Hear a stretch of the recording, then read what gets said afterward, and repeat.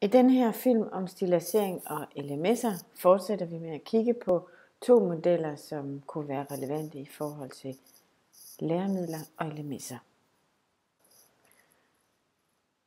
Den første model er en model, som kobler både Samra-modellen, som siger noget om det teknologiske niveau, man er på, med hvilke slags teknologier man bruger man i forhold til hvilken slags undervisning man laver, og så forskellige former for, hvordan man arbejder i et LMS.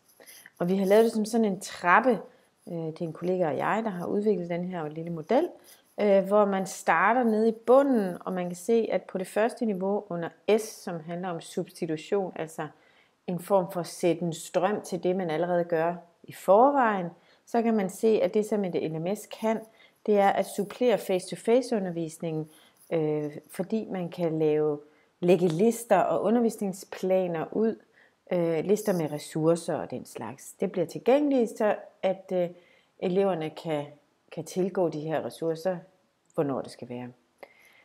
Det næste trin, det er så noget med at få kontakt med eleverne via mail eller anden beskedformat, så det er til at få fat i eleverne, uden at de sidder i skolen.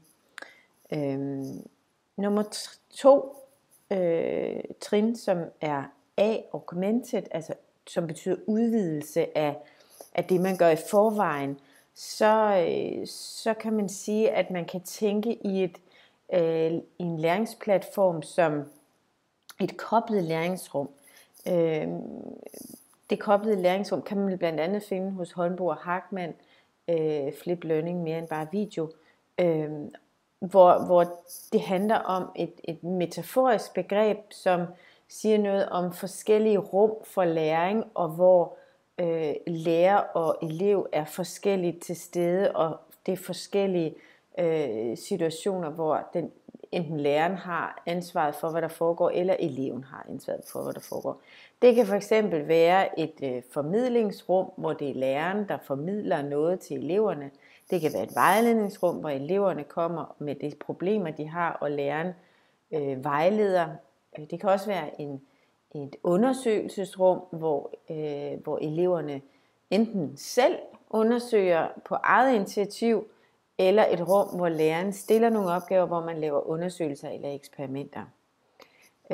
Og de her rum kan kobles i et LMS på forskellige vis. Altså man kan lægge forskellige ressourcer ud, og man kan facilitere eller stilladsere eller støtte de her forskellige rum ved forskellige ressourcer. Så når eleverne skal eksperimentere og undersøge, jamen så er der et sted, hvor de ved, at de kan finde ressourcer til en undersøgelse.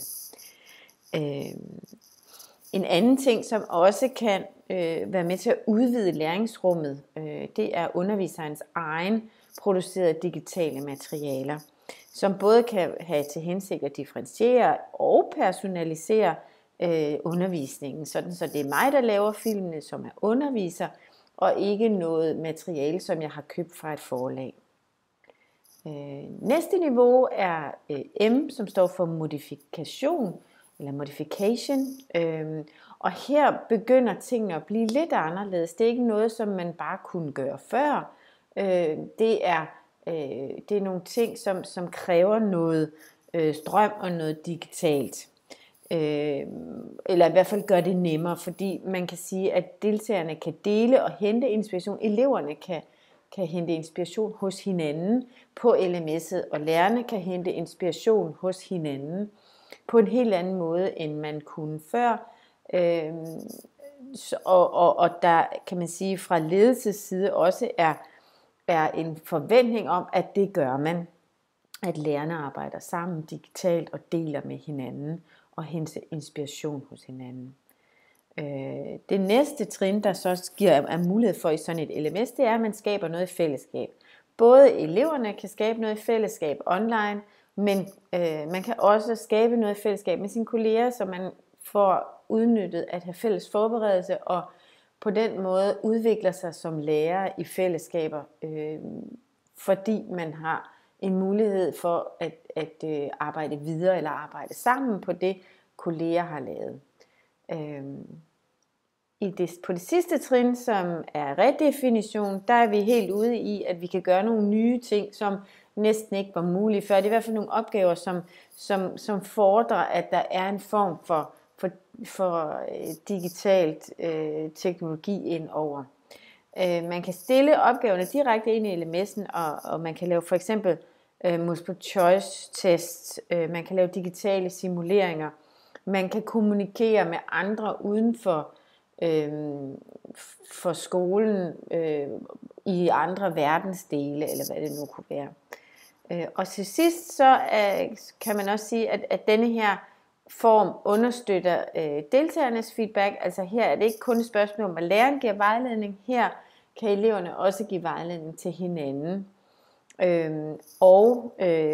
Og den kan meldes tilbage til underviseren, sådan så feedback